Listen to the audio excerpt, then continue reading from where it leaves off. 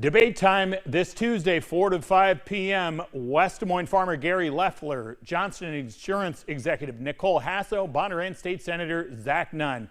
Live debate you can watch online too at WHO13.com. Now, the upcoming primary will determine which one of them gets to run against the Democrat Cindy Axne, and the debate will be the first debate for these three Republicans with each other. As they're side by side with some of the same questions. Where in a forum, they're more just talking about themselves and all their great qualities, but now we can see what they are with the issues. You stay neutral as the county chair here, but when you're sitting in the audience, what do you look for? So you're going to have three people standing up there, three different podiums here. What are you looking for?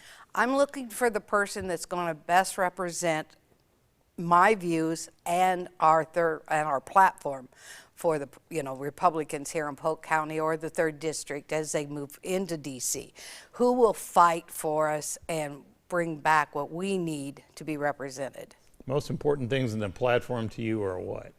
Most of the things. Second Amendment will be one of the top ones, pro-life.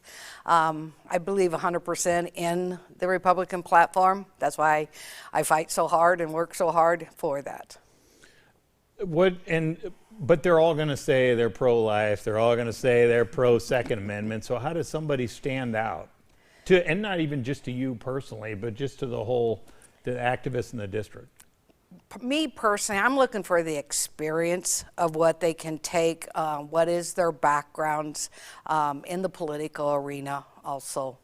And you've got two of the three of them have not held office before. Yeah. So is that a handicap coming into a race like this or not? Or does it depend on the cycle? Not really, because other states have sent people without, prior experience. Many of them, especially in the last, 4 years, have been in Washington, D.C. I think there's a lot of passion that goes along with politics that will, help them and move them forward. You've been part of Republican politics for a while. What do you think is behind this kind of reddening of the state? Well, the honest truth is what's been happening in Washington, D.C. And you think that's what's driven it here? Some of it, the values of Iowans. Iowans pay attention. That's one thing. We're first in the nation. We get close to candidates from the president down to city council and school boards. And there's just a lot of the things I think we lost in our platform in years past, back into 2000 and, the early 2000s. So I think they're bringing a lot of the things that we believe in when we see the things about abortion now in the Supreme Court. Is there a chance for a change there? The Second Amendment fights with the fear of not having the rights that are in the Constitution being taken down. When you talked about things were missing years back, what was kind of taken out of the focus back then?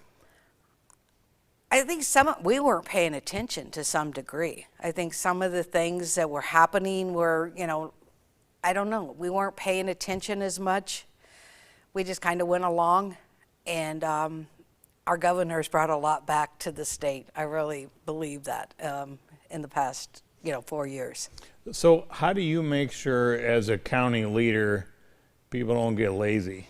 You look at, obviously the numbers are the numbers here, right? You've seen the gains at the State House, 3 of the 4 members of Congress, you got both United States senators, got a governor who followed a Republican governor here. So there's a lot of recent success, especially over these last 10 to 12 years.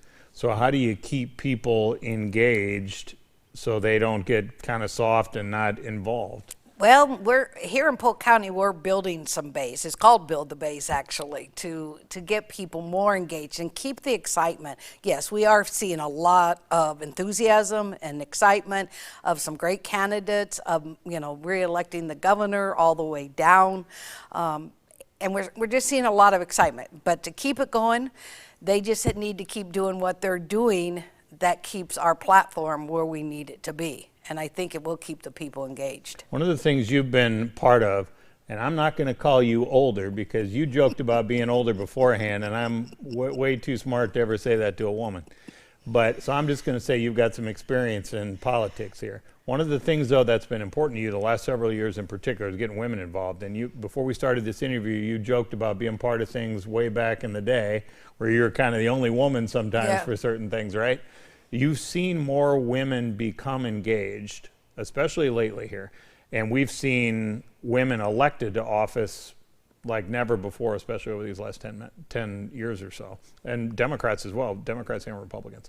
Do you see that on your side, on the Republican side? Are there particular issues that have helped maybe encourage women to get involved? Is it sort of the changing of the times? Like, what do you think's behind, what's driving that? Well, really what's driving it is what's happening in the schools. It has gotten mothers protecting their children. And we talk about mama bears, but people are waking up to maybe what's happening in the schools is not what they believe should be taught to their children. And people are stepping up into school boards, city council, and it just starts moving up from there. But that's a more recent thing, right? What about even before then? What do you think's changed?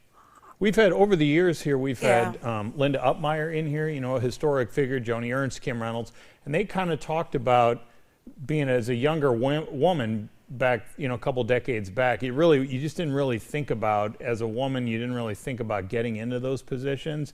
You'd go support your man to get there, or support a man to get there. There's been some kind of fundamental shift, and your party in particular has had success in this state. Well, it's those women that you just mentioned that broke that glass ceiling. I mean, the door had to be opened, and encouragement had to be made that you are qualified. Maybe I've never ran for an office, and I never will, but I'll do the behind the scenes work. But to move forward with it, it's an encouragement that you can get. It's just opportunities opened up, I believe. But if you were, back when you were 25, could you have been a county chair? At that time, no. I didn't understand politics then. We talked about what I understood, and that was being out in the field, both kinds of fields. But I would have never You're thought. back in DNR back in those days. Or the softball field. Or the softball field, right. I never thought of being involved in politics. It was an issue that drove me to get involved in politics. It was never a candidate. I just knew I had to make a difference somehow. And I walked into a campaign office and haven't found the door to get out yet. One thing I've noticed when we've had Republican leaders here, while there are clear differences where Republican believes this, Democrat believes this, when it comes to the caucuses, there is never any public bashing. Nope. And help people know, what are you doing as a county leader behind the scenes? Can you offer any assistance? Democrats are in a tough spot here, as you well know here, and we'll see if it's too late for them to save this. You all seem to be fine for first in the nation in 2024.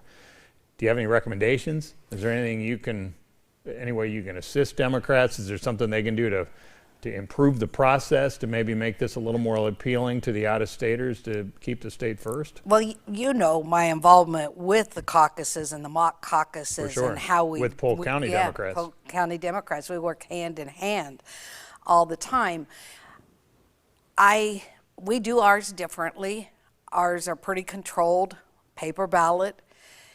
You don't have to stand in corners of the room. You I don't got have to have scared the first time I went in in to learn how they did it. And it's easy to lose control with big groups with that. And so that's how we really have been able to keep it very smooth. The state party invested into handheld voting machines. You know, we're error-free after, you know, we had some issues also back in, I believe it was 12, that, you know, kind of hurt us. But we have fine-tuned it, and I know our Chairman Kaufman works well with Chairman Wilbur, that they do want to be first in the nation. So I'm not sure it's Iowa Democrats, it's more at their national level.